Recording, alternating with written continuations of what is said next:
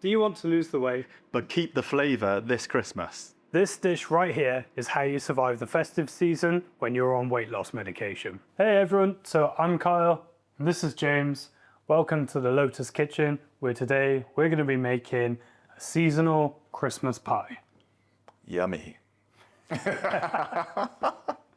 So we're making a seasonal Christmas pie. So Kyle, what does that involve? What ingredients? If you're on your weight loss journey, this time of year is going to be exceptionally hard to try and stay on track. And you need to remind yourself that balance is going to be key. Every now and then you do need to, relax a bit. Yes. Enjoy it. Definitely. Taking the season and what's going on around you as well.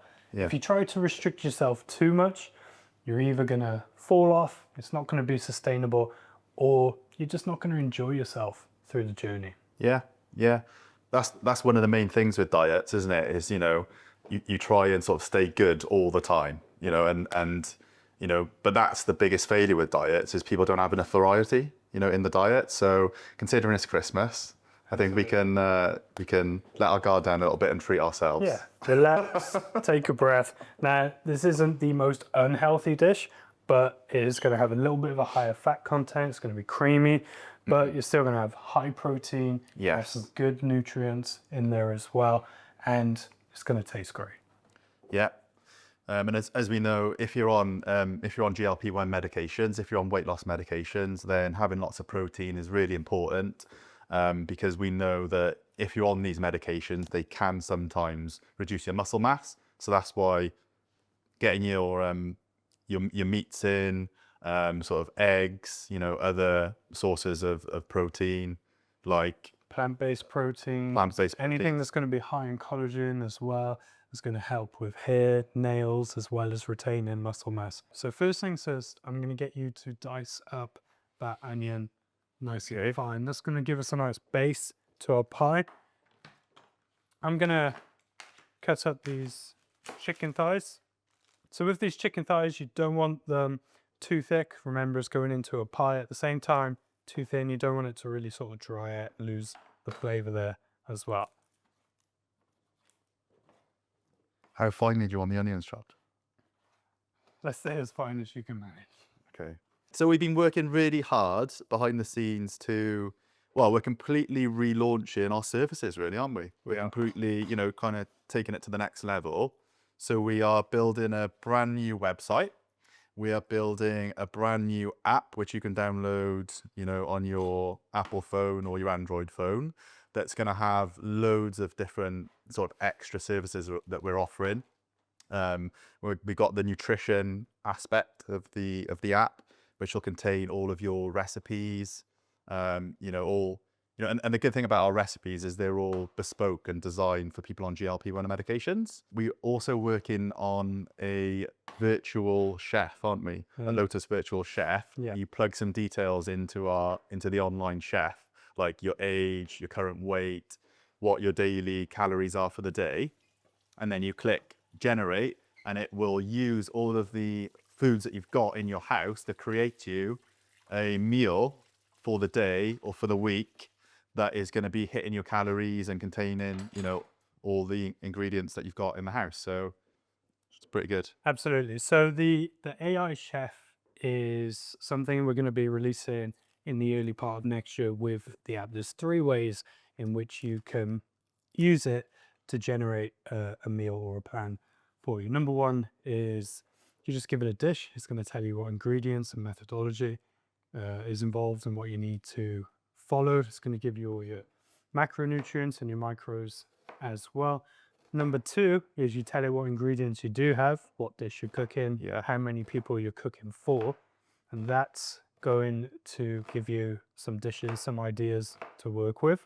And number 3, if you've seen a dish, social media, whilst you're out and about, take a photo of it, upload it to the virtual chef, and it's going to tell you how to make that dish, what the calories are, what the macros are, and how to make it. The micronutrients, is such an important aspect when we're building meals for GLP-1s, because, when you're when you're on GLP-1s, they can, you know, suppress your hunger. And what happens sometimes is then people just stop eating altogether, or they're sort of not eating certain food groups. And then if you're not eating certain food groups, you're not going to be getting certain micronutrients. Are you? For example, if you're not eating enough of kind of, you know, your meats and things like that, you might not be getting enough iron, obviously, which is really important for energy. You know, so it's really important that whatever food you're eating, that it's got lots of nutrients in it. Absolutely.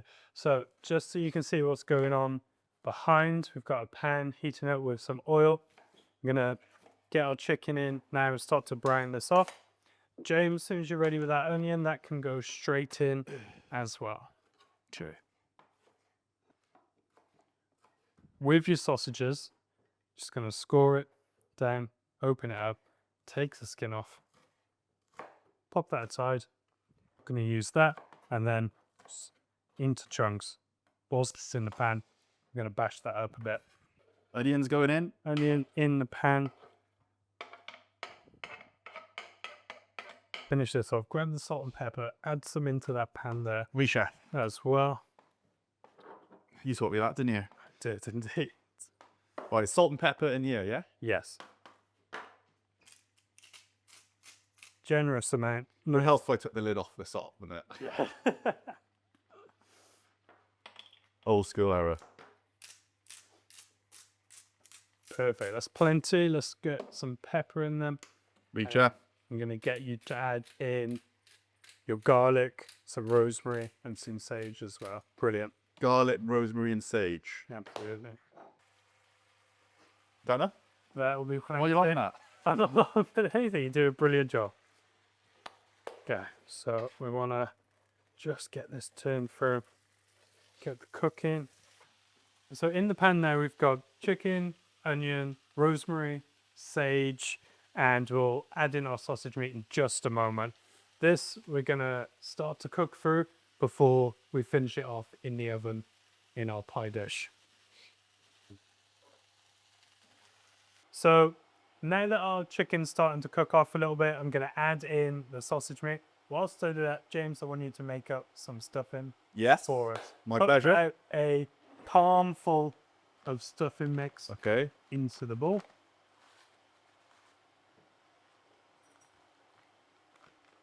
Yeah. Maybe two. Maybe two. Got to get my portions right. And then once that kettle boils off, Yeah. we're going to add in the hot water, Yeah. cover it over for a couple of minutes, and that'll be it. Cool. So, what have you got planned over this Christmas period? Well, I am hopefully going to be having some time off work, which will be nice, for one. So, apart from that, really, just the normal stuff, just sort of seeing family and friends, you know, and doing a bit of shopping. Although I do most of my shopping online now, I have to admit, pretty lazy of me. But yeah, and I think going over my auntie-in-laws for Christmas dinner, which should be nice. I mean, Christmas is obviously one of those busy periods of time socially. I think that's probably one of the hardest things when you're on weight loss medication is Yeah. thinking about how to navigate the Christmas menu, the staff do, alcohol, Yeah. worried about, you know, interrupting or derailing your journey when, you know, with sort of a few smart decisions, you really don't need to be too worried about things.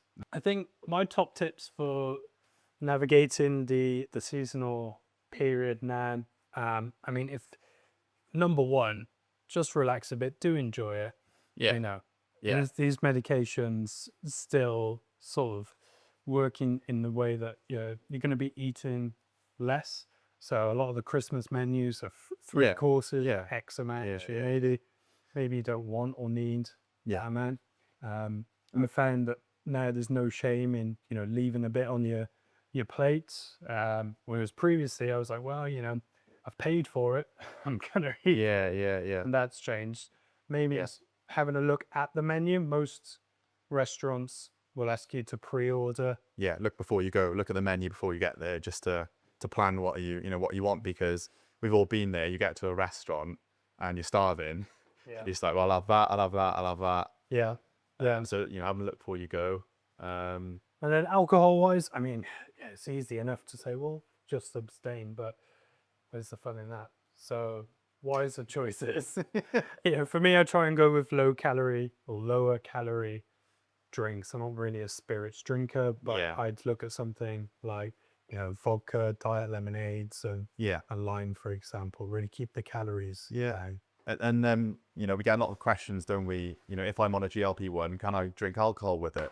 You know, and the answer is, you know, as long as you're sort of drinking it in moderation and small amounts, you know, then that's going to be fine. I think the main thing you need to think about is, you know, if you are going to be drinking alcohol and you're on a GLP-1, is, you know, is it going to give you more side effects than, you know, if you weren't on the medication, or if you weren't drinking alcohol, you know, because as we know with GLP-1s, they can irritate your stomach, make you feel a bit sick. So if you're just chucking alcohol into that mix, you know, it might just sort of tip you over the edge.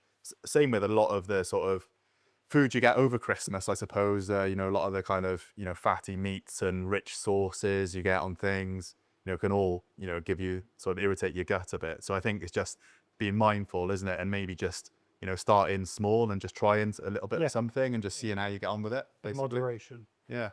So kettle's boiled. Let's add a little bit of water into our stuffing, and then we're going to give it a little mix through. Little thought.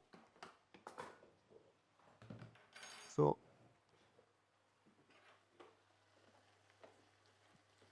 I got all the easy jobs.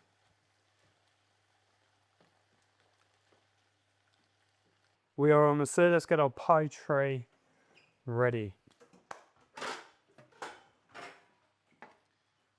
A pie tray? I didn't know there was such a thing as a pie tray. Pie tray. It's just an oven dish. Just a normal tray.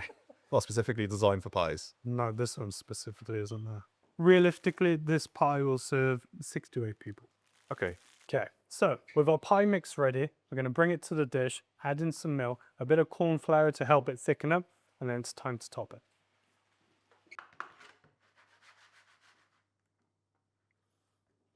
Nice. Smells good. Yeah. I think it's the rosemary in it. Rosemary, sage, it is. Yeah. I think that's the good thing about cooking these sort of dishes.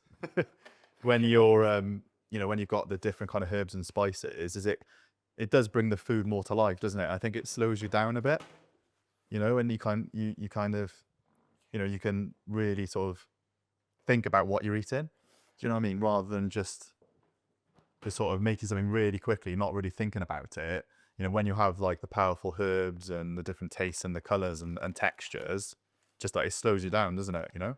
I agree. And I think one of the biggest mistakes that people make with dieting is they think that foods need to be bland and plain Yeah. and restricted. Just low calorie. And tasteless. low code, but yeah, tasteless. And I think that's what makes the diet not sustainable 100%. in the long run. Yeah. And by including herbs and spices and things that are going to give it some flavor and not affect the overall, you know, nutritional makeup of the meal. And the total calories as And the well. total calories. You know, the herbs and the spices, like you said, and they're not really carrying much calories, are they? Absolutely. Yeah. So let's grab your stuffing mix. We've got a couple last steps. I'm going to first add in a couple tablespoons of corn flour just to help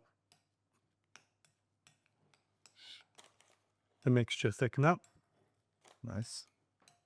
Bit of snow dust for the festive season.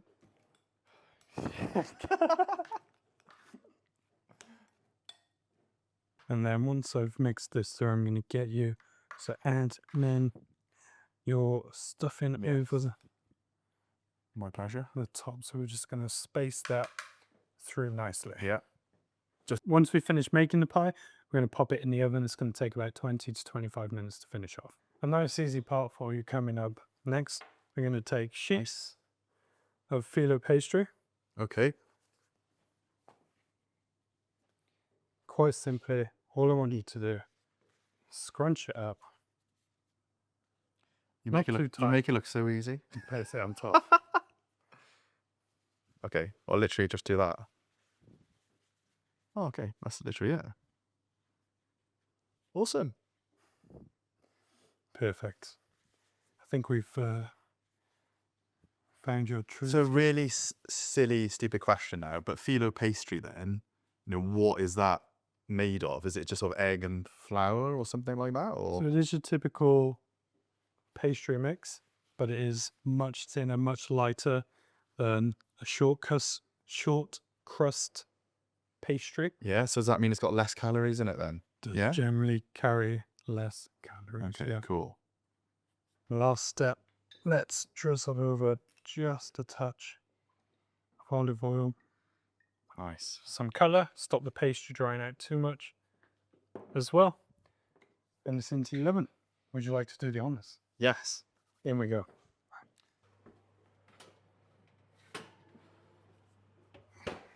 All right. Gosh. Time has come. Our pie is ready. Do the honors. Yes. My favourite part of the whole recipe. And bring it out. Getting the pie out of the oven. Gotta get two hands on it. Don't want to drop it. Pop it up here. Wow, look at that. That smells amazing. So, got some nice golden crispy Filo pastry, but we're not going to know just how good it is until we give it a try.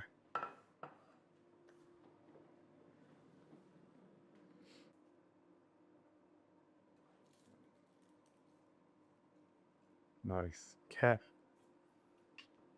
Do the honors. So it's just come out of the oven. Looks absolutely fantastic. And I think it's only fair, because I did all the hard work of the cooking, Noted. that you feed me the final result and I'll give my feedback.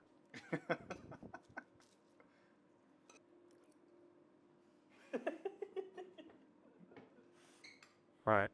How is this? It was really good, actually. That's All jokes aside, very good. Christmas in your mouth.